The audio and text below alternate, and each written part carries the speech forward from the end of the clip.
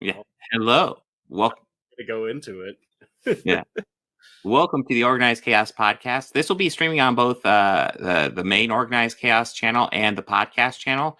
But after it's done streaming, you will only be able to find it on the Organized Chaos podcast channel. So if for some reason you need to watch it again, it is free. It is absolutely available to you. But you gotta go over to the Organized Chaos podcast channel.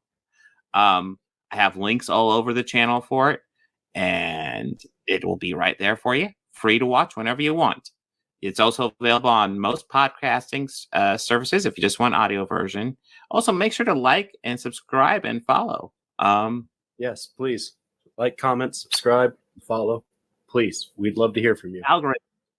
Yes, the algorithm things are good. We like the algorithm. And don't just watch the first few minutes of it either. Watch the full thing. You know, we stagger our way through a lot of stuff, mostly with a 95% success rate.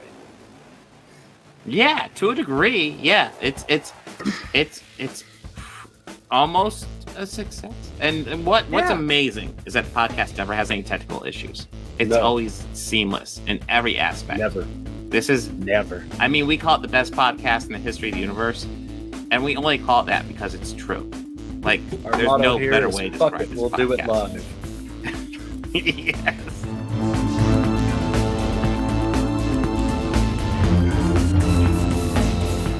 You want to get nuts? Let's get nuts.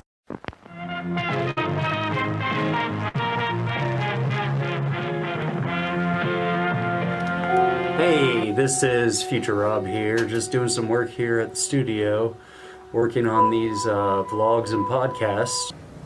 All these counselors start dropping dead, left and right. Heinous killings. Turns out, that kid who drowned the year before, his mother came back to that camp and exacted revenge.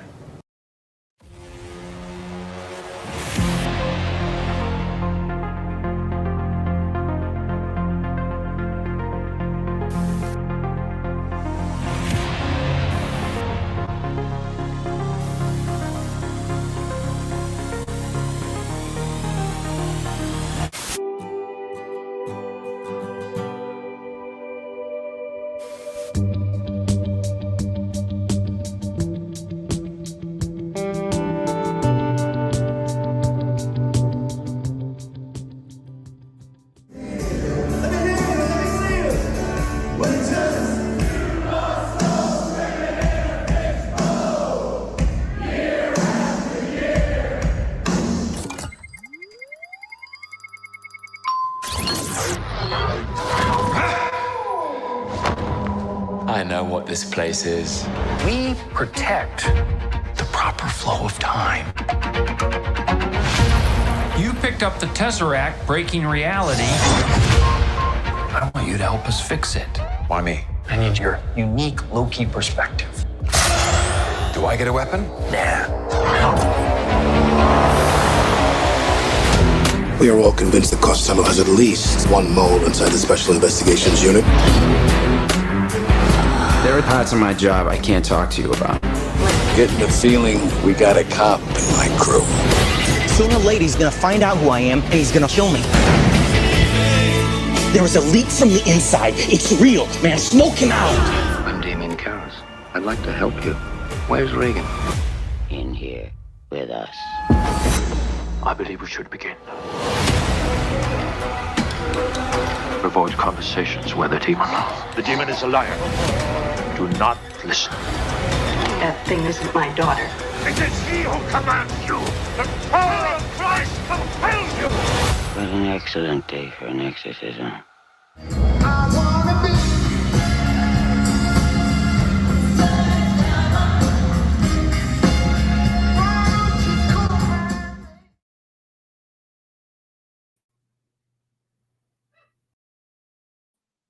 You already showed yourself. That just doesn't help. Oh, hello! God damn it! You're Welcome to an Organized Chaos podcast. Yes, I'm Bobby Corners, and Organized Chaos is here, being a clown as usual.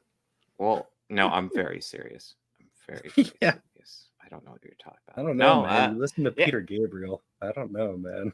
Peter Gabriel's pretty hardcore. Too seriously. Pretty hardcore. He is. Yes, he is.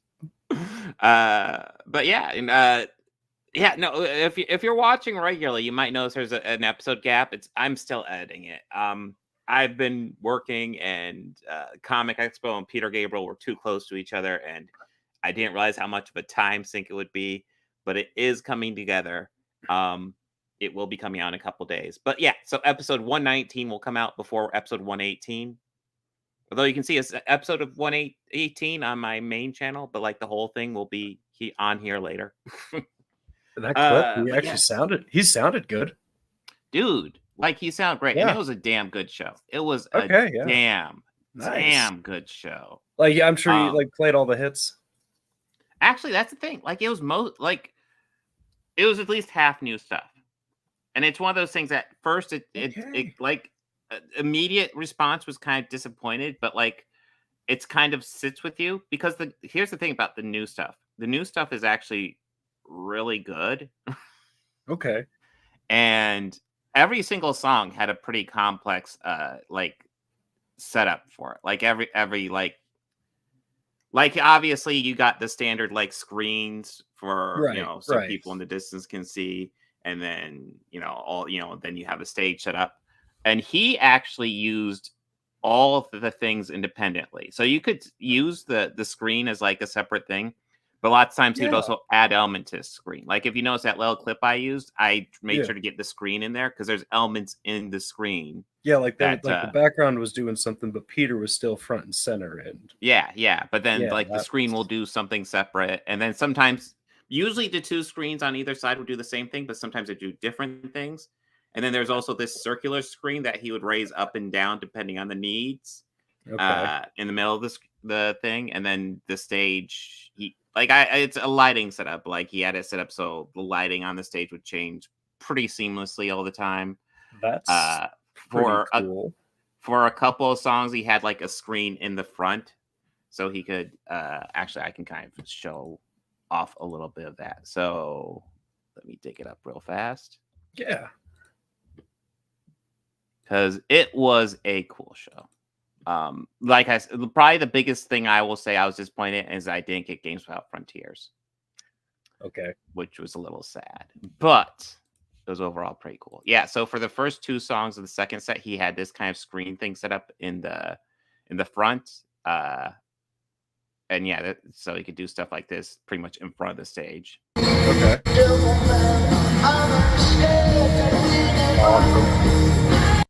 Yeah, it was a very. And I see the other one, just the circular one, right above the stage too. Yeah. There's lots of stuff. I think I see another one on the back, and then like another one just behind that. Mm-hmm. Let me see. Damn, you can see. Let me see one that kind of really shows it. Had some pretty decent seats too. Yeah, no, that's the thing. So we got lawn seats for The Cure, and we got floor seats for Peter Gabriel. And the Peter Gabriel seats cost about $10 more. It was just like, I didn't realize The Cure was that much more in demand. Well, I was talking about this with a friend of mine with the re-release of Stop Making Sense and the Talking Heads. How like they've been doing press circuits together. Like all members have been doing like press circuits, appearing at screenings, getting along. David has expressed regret towards how things ended. Oh, wow. I mean, there are so many things lining up. I don't want to jinx it and say what possibly could happen. What I want to happen, I guess. But, I imagine like if they were to, let's say, go on tour, right? Yeah. They would, I'm sure their seats I'm sure the venues would have the price, and I'm sure the tickets would just probably be pricey. Yeah. Oh, just God, because of the demand. Reunion, yeah. Yeah. And The Cure, it's not like they've broken up, but they really haven't put out new material or anything or played together in a while. That's the interesting thing, though. Like, apparently they have an album coming out because they actually played new songs during that show, but Okay. they don't have an announced date or anything. It's the album's apparently going to be called Songs from the Lost World because he said it during the tour, and like George and I literally looked at each other when he announced that. It's like, there's a new album. What? Now the whole time. Now when I went to see Cake earlier in September, like I was talking to some like the people around me during the show and everything, and like I was thinking like it's like I wonder if they're gonna play some new stuff, and I go that would be awesome if they did. Mm-hmm. But I mean, I would also be okay if they just played the hits, which pretty much they did. Yeah, they did like a healthy mix of like their catalog, like very healthy mix of it. I mean, like there were 2 songs I wanted to hear. They didn't play that, but I mean, they played War Pigs as the beginning of the encore. Their 5-song encore, Bob. Oh my god. Yeah, I'm okay. That's almost as big as the Cure's encore. Yeah, so I mean, like they played War Pigs. I'm happy, and I think that's a very rare case. Very rare case of where an original is probably just as good as the original. Ooh, nice. Like the cover is maybe a little better. Mm-hmm. And I mean, that's my opinion, but like I think it's better just because of the horns. True. But here, this gives you a better idea of the clip I just played. So like, you see back here the purple. There's like, I believe these are like 9 screens, and sometimes he would use them all so they could each have a separate camera on the band because he had a 9-piece up there. Then you had the circular screen up here, and that is something that could be lowered, and that thing changed positions so much during the whole show. Did it go like left to right or just up and down, all over? Not left or right, but up or down, and it changed like its angle quite a bit. That's awesome. And then you had a screen on the side, and then another screen on the side, and then half the time those screens are actually doing separate things. And I can take up another video and show an example of that. So well, where would that be? That'd be, I think, kind of early. Is it this one? I think it might be this one.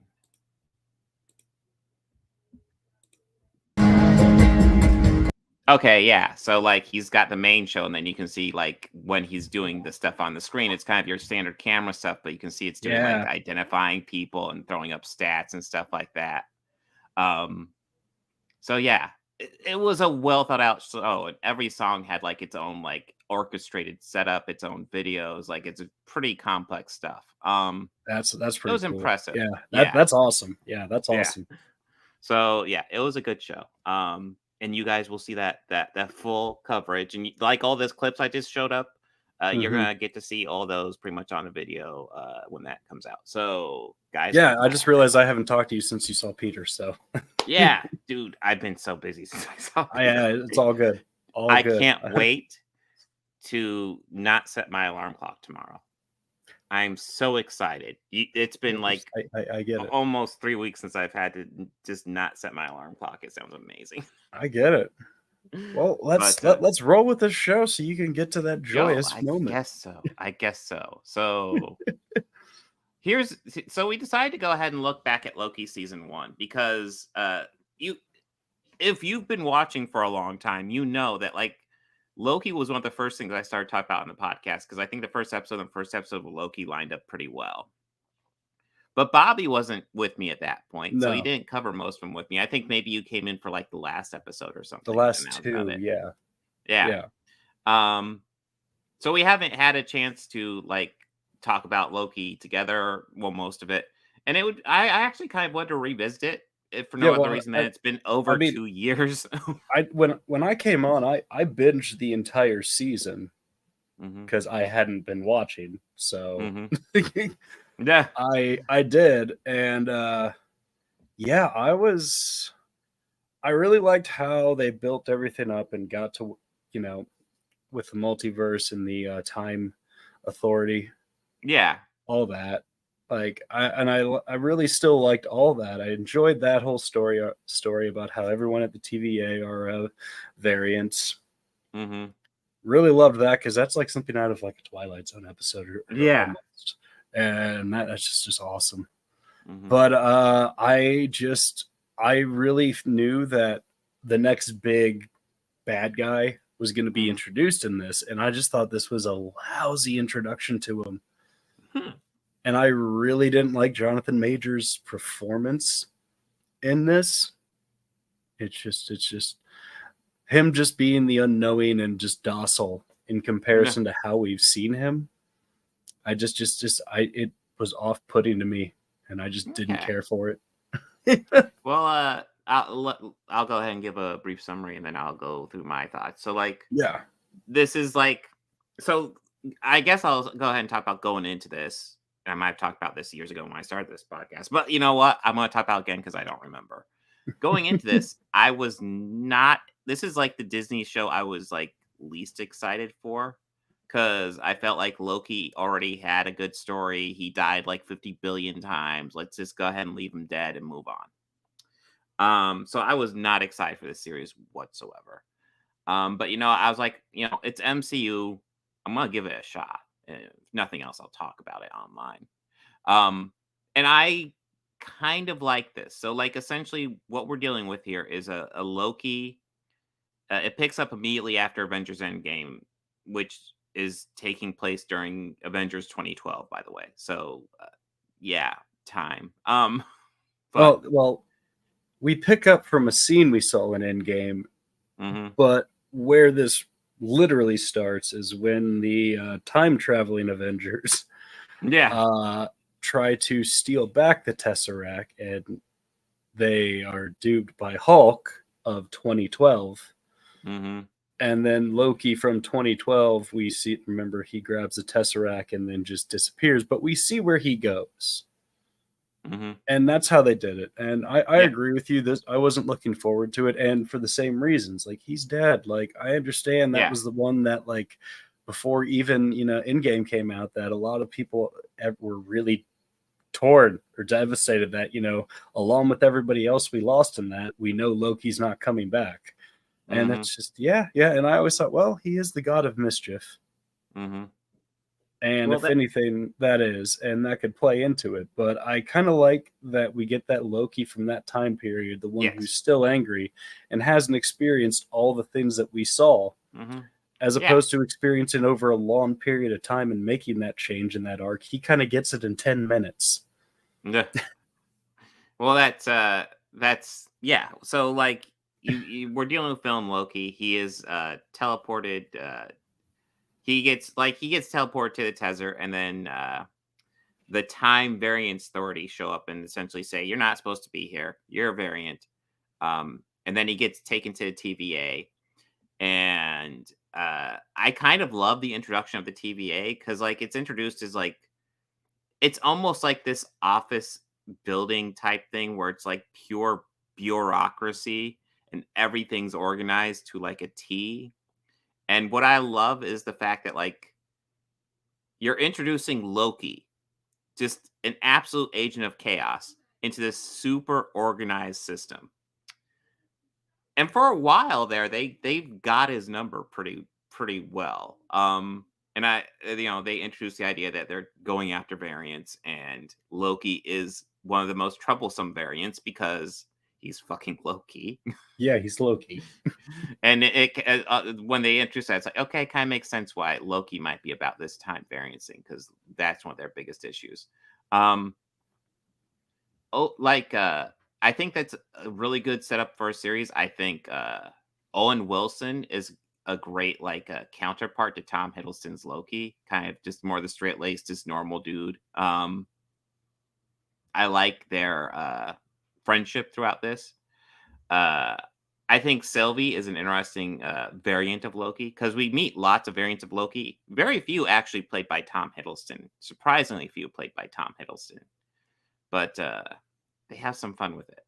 And one perfectly played by an alligator.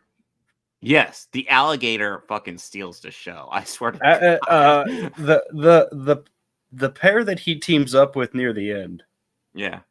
That all of those actors were great. Like, even the kid was great.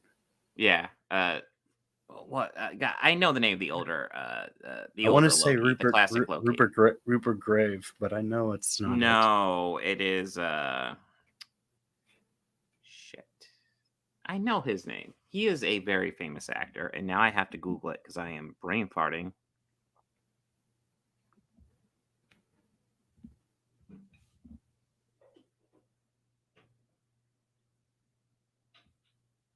And yeah, in case you guys are wondering, yes, season 2 is coming out very soon, which is why we are covering this again. But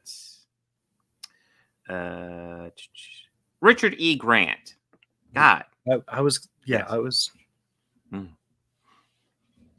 But yeah, he's like the older Loki that we get introduced to. Not a huge role. And I think it's also worth noting, and you could argue it's a little disappointing, but like the President Loki that was really big on all the advertisings and stuff was just a variant. It's not like Tom Hiddleston, our Loki ends up running for president or something. Yeah, no, they teased us with that. I mean, yeah, and it's like, oh, that could be fun. And it's like, oh, is there President-elect Loki? Like, yeah. I politician Loki. I would love to see that. But yeah, you bring up how like essentially it's just Loki's causing mischief, and kind of Loki learning. Like obviously, we come to the realization that the time variance authority isn't remotely what it claims to be. No. And it's kind of set up by a variant of Kang, who that which relates to The Departed. These movies are goes like in the so same moving universe. right into The Departed before we stop Clearly, talking about Loki. Yeah, absolutely, yeah, it's the same movie, guys. But yeah, it's introduced to Kang. I like this introduction. So I guess I disagree with you there. I think I like the quirky Kang, but like, yeah, obviously this is a one shot, so this isn't like Kang. Right. This is just kind of. I mean, like, that's the next Thanos. This dude. No. Well, and we'll have to see season 2, and I also think he's gonna get recast with all the shit going down. So do I. Listen, I genuinely think he's a really good actor, but it seems like he's a piece of shit. Yeah. I'll take it back if I'm wrong, but it looks bad. It doesn't look great, man. Yeah.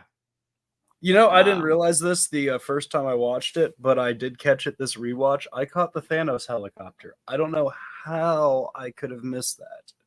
That's right. I wish I could dig up an image, but yeah, there. Well, let me see if I can dig up the image. Yeah, the Thanos helicopter is like. Yeah, I saw it and I was like, oh hey, that's funny, and that was just. I was just like, I can't believe I didn't catch that before. So I would like to see that timeline. Yeah. Let's see how easily I can pull this up. Now, do you think that they just blue screened in that scene, or do you think they actually had Downey on set for day one and everyone else on set? Oh, well, or do you think they reshot that again? I think we can go ahead and talk about, because this show has really bad green screen. At times, yes. I noticed it a lot on the rewatch. On the first watch, I didn't really affect me, so maybe it's fine. But like on the rewatch, I'm like, Jesus Christ, why does everything look so green screened? Just oof. I mean, that DB Cooper part is still perfect. Oh yeah, the DB Cooper. Yeah, finding out Loki is DB Cooper is like the most obvious thing in the world. But yeah, in case people are wondering. The Thanos helicopter is absolutely in this series, and it's a great drop. Yeah, it's a great little Easter egg. Also, all the Infinity Stones were just like in some office chair. Like they're paperweights. Yeah. So that it gets windy in there. that got pruned, right? That whole desk. Did it? I don't remember. The desk that it had it in the scene, yeah. Oh, really? They pruned the desk. There are Infinity Stones containing all of the Infinity Stones and other shit that was multiple copies of them too. Yeah. So, I mean, I maybe I'm like focusing on one part of this too much, but I was really thinking like, so is that ever going to come back into play? All those Infinity Stones just somewhere? Mm-hmm. Now, are they just being dumped onto that planet with all those Lokis? That's what I would assume if it got pruned. I mean that's not asking for anything to happen. No, things will be fine. Things will be fine. But yeah, like the whole series caps off with essentially Loki and Sylvie destroying the TVA, but apparently ending up in the wrong timeline because they meet Mobius and then the one I can't remember, like B-15, guard B-15, Yeah. something Well, like she that. sent him to the wrong one. Yeah, so he's in the wrong timeline. I kind of hope he meets old Mobius because, like, I like their relationship, right? And rather than just rebuilding a new one. But yeah, I overall like. I know there's lots of people bashing, especially this and like WandaVision in retrospect, but I thought this was really good. I know lots of people like to attack. Lots of I people like to enjoyed it. attack. Lots of people like to attack the scene where he's getting kicked in the balls a lot, and I feel people are missing the fact that he's a villain, guys. Like, this is part of his his arc to become better. Yeah, he has to get kicked in the balls repeatedly in order to be a better person. No, I mean, it's part of it, man. Let's face it. Seeing a villain get kicked in the balls isn't bad. Well, yeah, you could never go wrong with that. So it just, and as far as this being Sylvie's show and she just runs the whole thing, I don't know what show you're watching, but this is still very much Tom Hiddleston's show. She's just a prominent player in it. But yeah, overall, for me, really bad green screen aside, I thought this was a pretty damn solid first season, and I am excited to see what season 2 does. Do you have any concluding thoughts, Bobby? Yes. Hold on a second. I just read it. I'm cross-referencing a headline that just popped up. Oh shit. Oh, okay. I'll send it to you and you can call out live whether we covered or not. Cool. Okay. Well, if you want to add it as well, I can just put it on screen as well. Okay, hold on. Yeah. Finalizing thoughts. Yeah, no, this was great. I really want to see where it's going to go to in the future, like what season 2 has in store, where they're in. Because walking into this, my original thought would it be that it was okay, is he going to like it? So it's either he's going around and we're seeing Loki causing mischief in all these different scenarios because we saw the BD Cooper and the presidential Loki and everything. So I'm thinking, is that what it is? Or is it something more along the lines of I didn't know what to expect. So going into this, I was impressed with it, with the TVA and everything, and how that really just turned itself into being pretty much a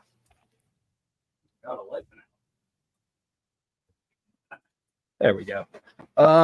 And that being the whole story of everything. So yeah, I'm excited for the next season. Yeah. We'll have to see what happens, but yeah, that like WandaVision, I didn't want to have a season 2 because I felt like that was like a pretty decent, like that kind of self-contained story. And I think with this having a season 2, I was excited. Yeah, well, with WandaVision, like I think the real ending to her story is at the end of Doctor Strange, Multiverse of Madness.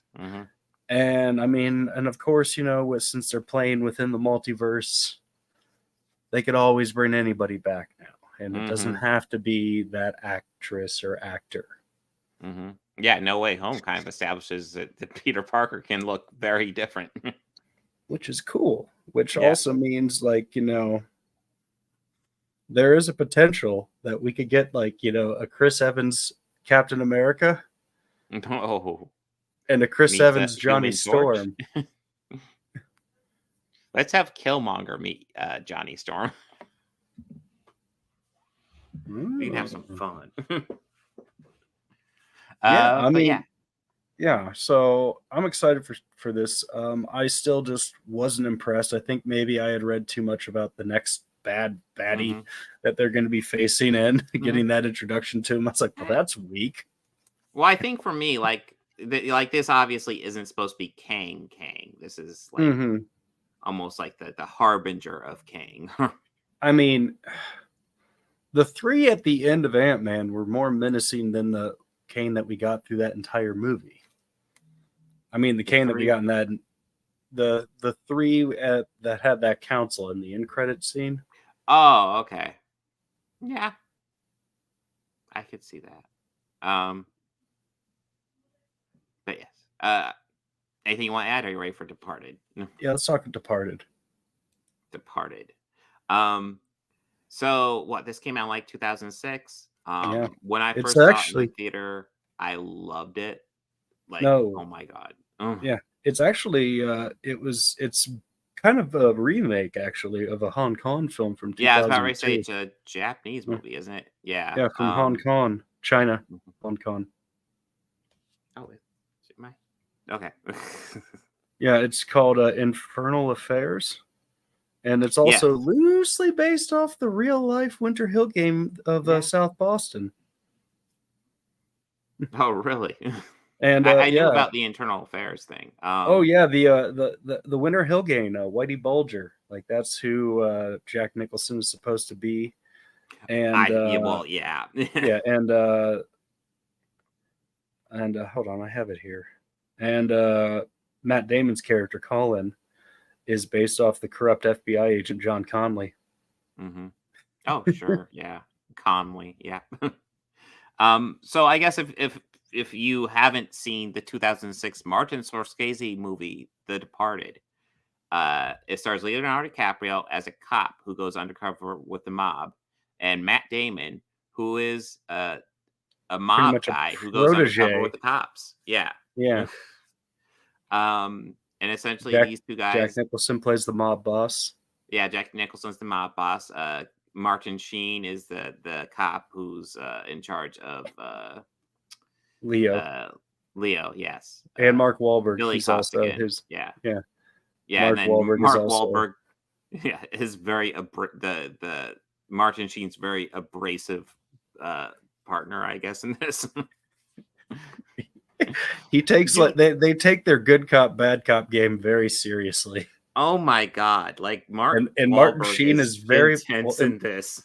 And Martin Sheen is very much a good cop in this movie, and just a great, like the character himself was a great man. Yeah. So I always love the scene where like he later in the movie he meets with Leo at Martin Sheen at that character's house, and he gives him information, and while he's in there, like he's like, come on, let's eat some food, and he wouldn't take no. Like that is like, wow, yeah, that stood out, and which also made the following moments just way more crappy. Yeah, well, I mean, Martin Sheen, in a lot of ways, he's kind of the heart of this movie. Yeah. Because like you like his character very quickly, and spoilers for a almost 20-year-old movie, which you should watch because this is a phenomenal movie. It is. It's Martin Scorsese. It's worth watching. It's pretty much. I think this is his first tour back into gangster movies after since Goodfellas. I want to say no. Gangs of New York was before this. Gangs of New York. I don't really consider that a gangster movie. It's a gangster movie. It's a very stylized gangster movie. It is and it isn't. It's not. It is, but it's not like like the mafia or anything like that. Those are like neighborhoods of people. But yeah, true. We're splitting hairs here. Yeah. Okay, so no matter what our stance on whether or not that's a mobster movie or not, Gangs of New York is fantastic as well. And you should Martin fucking Scorsese. Absolutely, like when Daniel Day-Lewis goes over and just kills that dude in his doorway, like, oh my god, that is, dude. Daniel Day-Lewis looks like a cartoon character in that movie. But he really makes it fucking terrifying. It's he looks like he is the guy who's not above tying someone to train tracks, but he'd stay there just to watch. Yeah, dude, like he makes it fucking work. It's anyways. Martin Yeah, Scorsese is a brilliant director. You guys should watch it. And I think it's worth noting, like every once in a while, he gets asked about the MCU, and I feel like he kind of gives your classic filmmaker, kind of like, hey, I want to see more my taste in movies, and I get it because yeah, he loves the craft. He loves the art. And I think it's almost like newspapers are just looking for that clip now when they ask him about the MCU. It's like, "Hey, what do you think about the MCU now?" It's like, "Yes, the MCU is stuff I mostly enjoy the MCU quite a bit. But um yeah, like you ask somebody like Martin Scorsese, of course he's gonna want to do more like art stuff or indie stuff. He's like he's a filmmaker and he loves the craft. I love the craft as well. But yeah, No, he is. and He is a filmmaker, and he like he really flexes his filmmaking muscle in this movie. yeah, no, that's the thing. He had a great director of photography in this as well. I can't. I'm trying to find who that is because there was a lot in there that I like. Just certain things I noticed more in this one. Oh God. The first time we see Matt Damon walking into the police station, how that camera just moves up and back. Like, yeah. Not too many long takes in this, like he likes to use. Yeah. I remember, like, my daughter watched this with me over the weekend, and like one of the first lines, Jack Nicholson has like a huge like monologue, pretty much at the beginning of this movie, where he's going over stuff. And one of the first lines here is like an N-word drop, and it's like, yeah, he's a villain, by the way. Yeah, he's the bad guy. He's not a good guy. We're setting that up very quickly now. Yeah, and he also used another slur as well. Dude, he uses lots of slurs throughout this movie. Well, he threw two out right away. One against African Americans and the next against Italians. Yeah, or I'm sure not even in that order, but yeah, he is not a good guy. No, and the movie is very quick to establish that. But that's the thing. Like, it does set up how Matt Damon is so kind of attached to him because he's a kid kind of just in a shop, and Jack Nicholson just starts essentially handing him stuff, just like, here, help me out, and boom, I will take care of you. Well, in theory, let's just say that was like the 60s, right? Yeah, I'm not sure exactly when. Or maybe even the 70s. Yeah. Mm-hmm. That Wolverine comic wasn't out. That was a 90s comic. That's a good question. I saw that Wolverine comic, and it made me wonder when. Well, I wasn't sure when this is supposed to be taking place because I feel like most of it's modern day, so I would assume it'd be like about when Matt Damon was a kid, which would probably be like 80s. I'm trying to think, when did the Wolverine comic book come out? You know the one I'm talking about. It did look newer. So his series started in 82. Now you've got me wondering which one specifically, because the image on it looked newer. Face, yeah.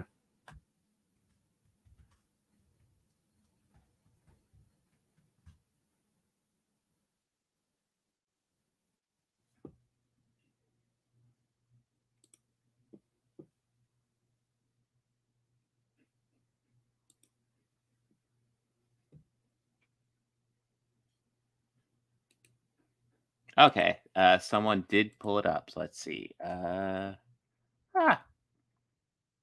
Issue actually gives me a decent idea for the timeline as well. So it was number 11.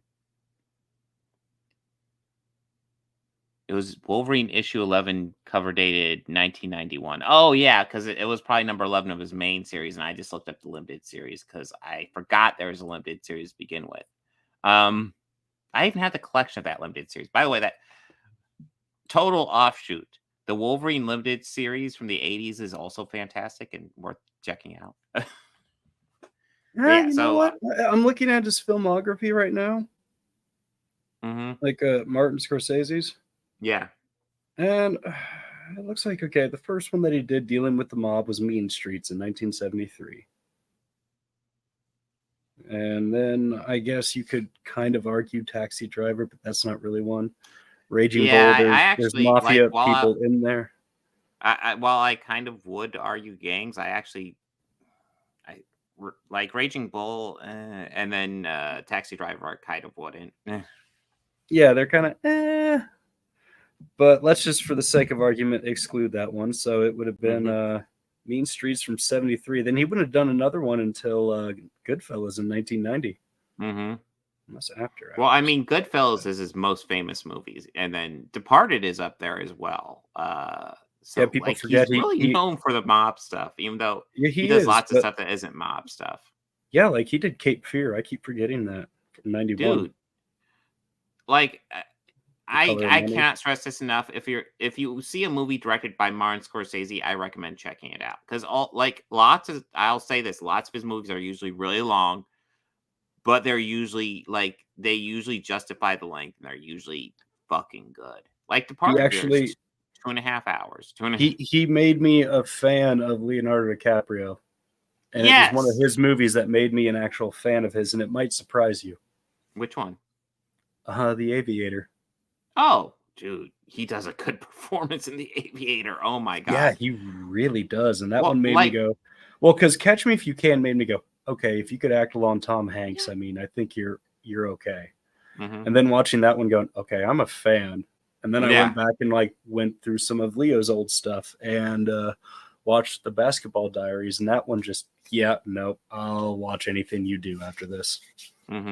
Well, that's so, I think it's worth going into briefly, what This our cast mindset would be with Leo, because if you're growing up about my age, which spoiler, I'm about I'm 42, so I'm not the youngest person ever, but when Titanic came out, people would not shut the fuck up about Leonardo DiCaprio. It was everywhere. I was like, I don't care if he's a good actor. I just don't want to see his face again ever. I think the best comparison of it would be is because you're a few years older than me, but I still remember that Fandemonium. That was it's pretty much the coverage that Taylor Swift is getting now. Yeah, isn't even close. Yeah, no, I am not nearly burnt out on Taylor Swift gets a bit annoying, but it's not nearly as omnipresent as Leo was during Titanic. Like all those teeny bopper magazines, they were just in full flourish around this time. Yeah. I think even in the grocery stores, they had their own shelving, and it was full of just pretty much carbon copies of the same type of stuff. Leo was almost on every single one of those, if it wasn't a boy band. Everybody talked about how hot he was. Yeah. It's I don't even care if he's a good actor anymore. I just don't want to see his face. And I just want a new Halloween movie. Yeah. And then Leo did something really smart, because I guess he was all right kind of doing it, because Titanic is James Cameron, but he just started working with really good directors. Obviously, he worked with Spielberg on Catch Me If You Can, and then he became one of Scorsese's favorite actors. And fuck, he got a chance to really stretch those acting chops. And yeah, I'm a fan of him at this point. If Leo's in a movie, I'm probably gonna check it out.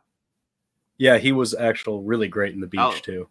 And The Beach is actually one I haven't seen, so dude, watch it. It's pretty good. And Pink Bunny, I think it's worth saying Scorsese doesn't make the same movie over again. He makes mob movies, probably more than your average director, but at most, I would say a mob movie is about a third of his filmography. He does plenty of stuff that isn't mob movies. Yeah. He's such a good filmmaker, and he is worth checking out. Absolutely. I love Martin Scorsese. He's a great filmmaker.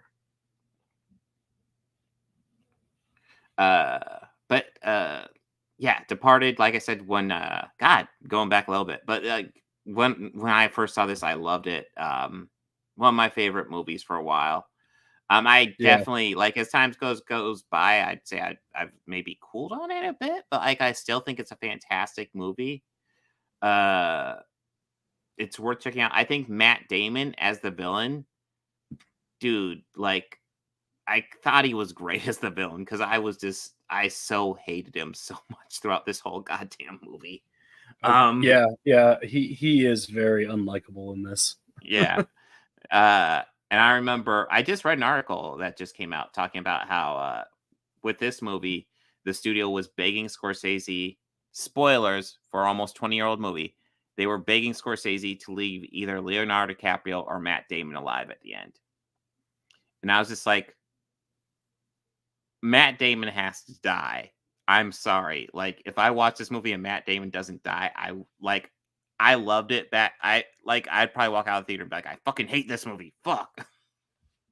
Yeah, I'll admit the way that they were showing it, how they were gonna end it at first, with like keeping him alive. First time I'm watching it, the whole last minutes of footage, I'm like, are you fucking kidding me? I know. Are you fucking kidding me right now? He does play it like essentially Matt Damon wins. He gets the upper hand and he gets to go home and win. And it's like, oh. Like he controls the narrative and everything. It's like, you gotta be fucking kidding. And then like for some reason we get a shot of him coming into his apartment, which it's like, okay, why are we doing this? And then you see, he's like, wait, what is he looking at? And you see the covered shoes walk in and you just know, fucking Mark Wahlberg. Yeah. Cool. The one person who knows who's in the position to be able to look this and figure out who the fucking rat is and who did all this shit. I think Leo might have had another safety plan. Nice. He probably had a backup plan, and it was send everything to him. Send everything he has to him. He probably did it as soon as he found it. Yeah. It was like, hey, I'm going to meet him. If you don't hear from me, take care of this. It's frankly one of the best endings because like it really like the whole thing setting up so like Matt Damon wins, he gets ultimate victory, and just in the last few seconds, like boom, it evaporates and it's over. It's so good. And then we get a CGI rat. Yeah, CGI rat. Which pissed a lot of people off for some reason. Dude, this movie, like, it made sense. This movie is filled with rats, by the way. Yeah, just everybody ratting on everybody else. It's insane. But yeah, it's still a really good movie. I don't love it as much as when I first saw it, but I still think it's fantastic upon rewatch. Yeah, Pink Bunny, that is true. I remember reading that too. He did not want to wear a Red Sox hat. Oh well, no, I think it's also worth talking about. Like, so Jack Nicholson is, even if I didn't read interviews talk about how he's doing his own thing in this movie, you can tell he's doing kind of whatever the fuck he wants in this movie. Like, he is so weird in this movie. Oh, Marky Mark was just full Marky Mark, and it was just awesome. Yeah, Marky Mark was. He even was talking shit to his brother in that, Donnie. Which when it first came out, it probably took me about 3 viewings to go, oh fuck, that is Donnie Wahlberg. Yeah. But yeah, it's a good movie. It's worth checking out. Anything you want to add before we go on to Exorcist? No. All right. The Exorcist, 1973. So I didn't even realize this. Like, I know Exorcist Believer was coming out soon, and I was like, oh, okay, so it's kind of in the same vein as the Halloween 2018, and I really liked Halloween 2018. I did too.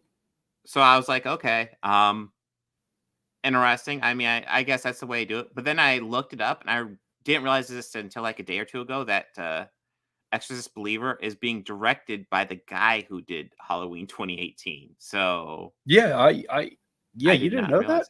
No, I didn't. I was like, oh shit, no, really, like I had read I think it was right before Ends came out.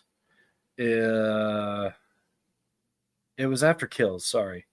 And he was interviewing. He was like, is there any other somebody in an interview had asked him, is there any other like franchise he would like to cover? Like and he said The Exorcist has always been one of my favorite horror films of all time. Nice. And I'm happy that worked for him. So was there a TV series with Gina Davis? I don't. No, I wasn't aware of that. Okay. But yes, I agree. A It is recent definitely TV one of the show? scariest Oh, films or is it? of all time. Got me curious. Like It's also I one of didn't my know there's. favorites. No, this is it's a good one. It's very much kind of like a vibes movie.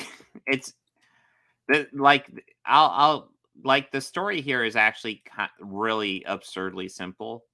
Just essentially, a little girl gets demon in her, and priest has to get her out. Now, there's more. There's more to it than that, but like we break it down bare bones. That's it. And what's amazing is how well this movie works with that. Just really basic story. Hold on. You got me curious about this TV series now. Yeah. Well, some of this is actually based off of like some truth too. The story in the book by William Peter Blatty. He based this off of a story of possession that he heard in Georgetown, and it was one that happened at the university with a student. It was a 14-year-old kid, and there's no other information on who this person was or anything other than just they got possessed and they had to perform an exorcism on him. So some things were based off of this, but you know, this also has a lot of folklore behind it. It's definitely something that is like a cursed film per se. Like, okay, after the infamous crucifix scene, right? And where like Chris McNeil like runs to Reagan to try and help her, and then Reagan like pushes her away, or the demon does. Yeah. The scream she made was real, because in that they had her on a harness to really pull her away so she would be far away and staging for the room. The scream she made when she made contact is real, because that thing went a little too hard and broke her tailbone. Ooh. That's a real reaction. When Reagan's being like tousled up and down in the bed, again, she was on like an apparatus and it was a little too rough, and it gave Linda Blair back problems. She had to have like, work done. The final scene when the other priest is giving last rites to Karis, the director, William Friedkin, wanted to get a really good performance out of his actor. So he slapped him in the face moments before they shot that scene. So that's why when he's like giving the cross, you see his hand trembling. Real reaction. And then I forget the scene, but there's also one where he wanted to have a genuine like look of fear on that priest, Father Karras's face. So he fired a revolver next to his ear. Oh, Jesus Christ. Yeah. Oh, the light went out again as we're talking about this. Well, the dude, it's William Friedkin, yes, who died fairly recently, as I recall. Yeah, he did. Pretty famous director. I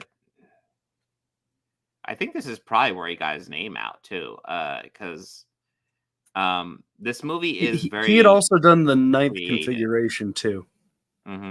He also directed that. But yeah, like I said, this is so much about like vibes. This is so much atmosphere. Yeah, atmosphere. Yeah, like you have this. You have what, Chris McNeil, is that the name of the yes, character? that is the character. Ellen Bernstein. Yes. Who is returning in the new movie, and apparently Linda Blair is returning as well in a undisclosed amount of time. So we don't know how. I've heard that too. I've heard it too. Yeah, and I'm kind of happy about that. Well, I don't know how you do the sequel and not bring back Linda. Okay, spoiler: Regan survives this, which I don't know if there's any real shock in that one. But anyways, Chris McNeil.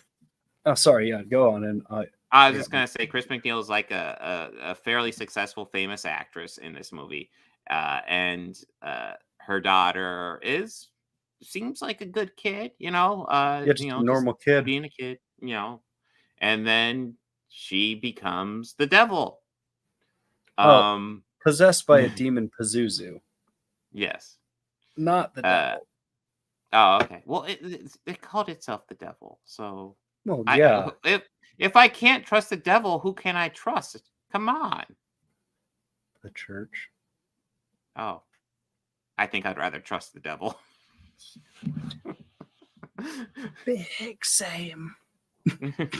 But you can trust Buddy Christ. Yeah. I can definitely trust Buddy Christ. Yeah. Yeah, well, this is a really, like you said, it's really, this film builds so great on atmosphere. And this does have a lot of it. Like, well, other fun points about this. I mean, this movie has been analyzed so much, and there is so much other people have found so much like meaning or different like subliminal hints and things that are in this. I think the guy Rob Eigler, who does like a Film Collective, he did one like a great breakdown of this, and it's just like just super fan. But it's interesting about this because, as I was talking about it earlier, how like, you know, a lot of people did get, like production people did get hurt. The actor who played the director in the film, the English chap Bert, actually died before it was ever released. Oh shit! I did not know that. Like, there's some weird lore behind this. This is why, like, whenever people talk about the cursed films like Poltergeist, this is also mentioned because, well, like, you know, the two actresses who got hurt, Linda Blair and Ellen Burns, they both got hurt in the production of this and filming of it. And, you know, it is definitely one of the scariest movies of all time. Yeah. Oh, yeah. No, Alex. Yeah. Yeah. The Omen 2. That is another cursed film. Like, it's crazy.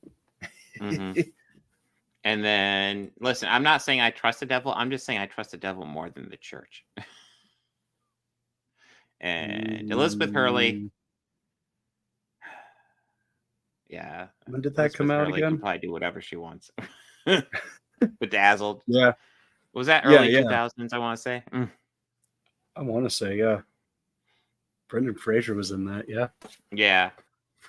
That was towards the end, like the God, when Brendan Fraser was over the place for a little bit, and then that was like the movie towards the end of that phase, I want to say. Yeah, I think the last one was Dudley Do. And now I miss him. And although we are getting more of him, thankfully, but yeah. Well, he's going to be in the movie we're going to see next week. Oh, which one? The Scorsese one. Oh, well, that's in 2 weeks, but that's 2 weeks, yeah, but still, he's in it. No, I did not know that. I'm more excited for that one.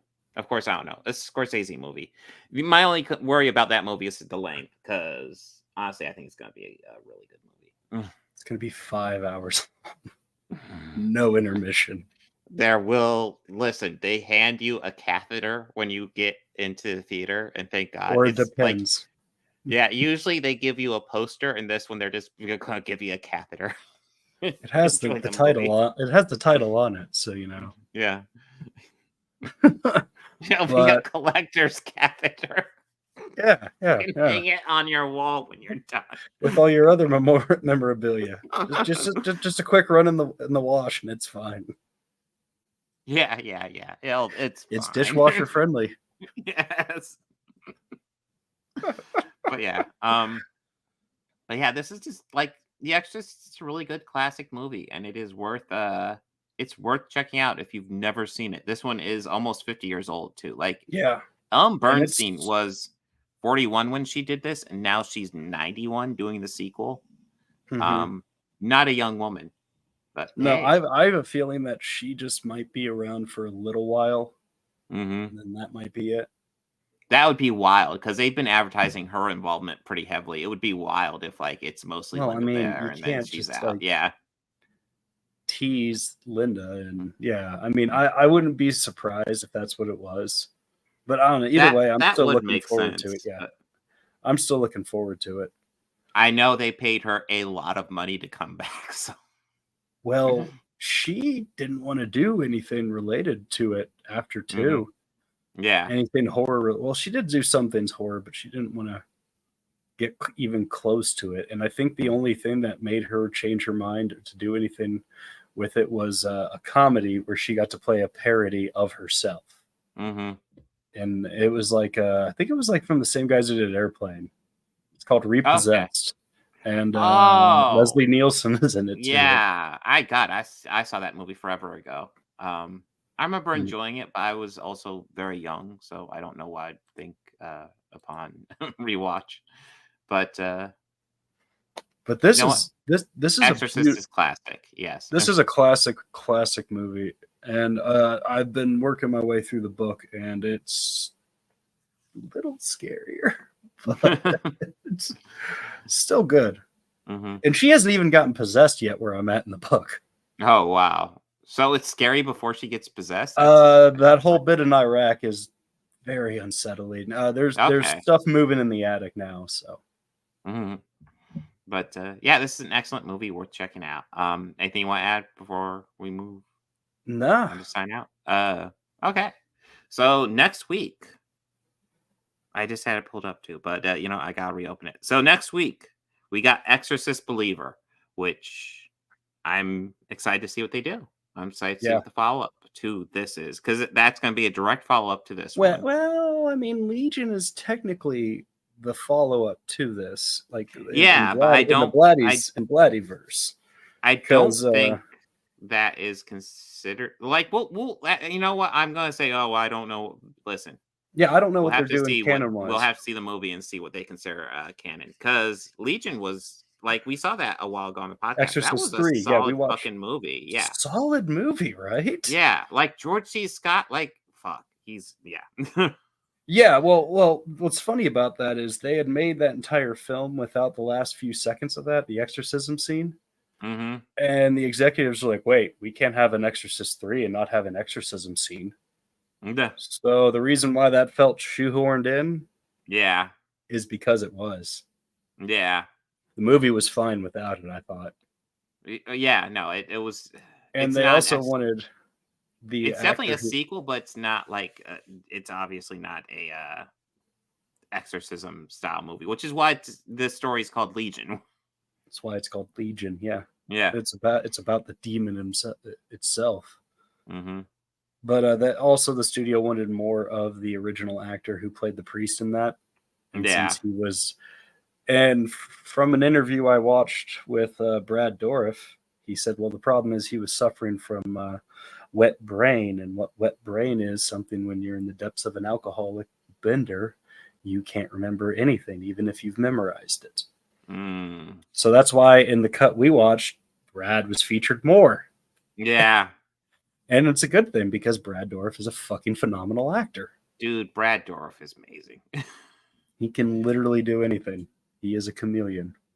Mm-hmm. But we also will be looking at the last half of Ahsoka, which I'm excited to get caught up with. That will be fun. Alex, they do. They don't put as much emphasis on it as they did in the film, but it's the dogs fighting, yeah. Okay. And then Wheel of Time Season 2. Oh, we're getting back to that. Yeah, we'll finish it off. It's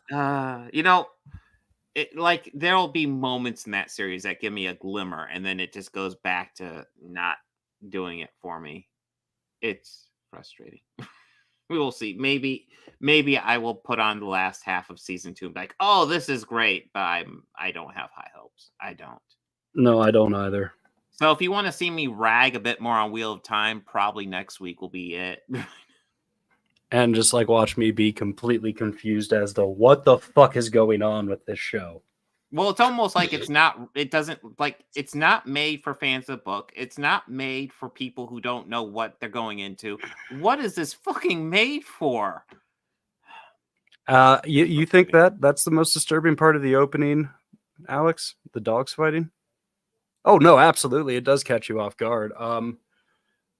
The wind of just that sound of it blowing and how it just fully takes over all the sensory of like just hearing, and that's all you're really hearing, nothing more, nothing less. I mean, taking out of the score, that for me is just the creepiest thing.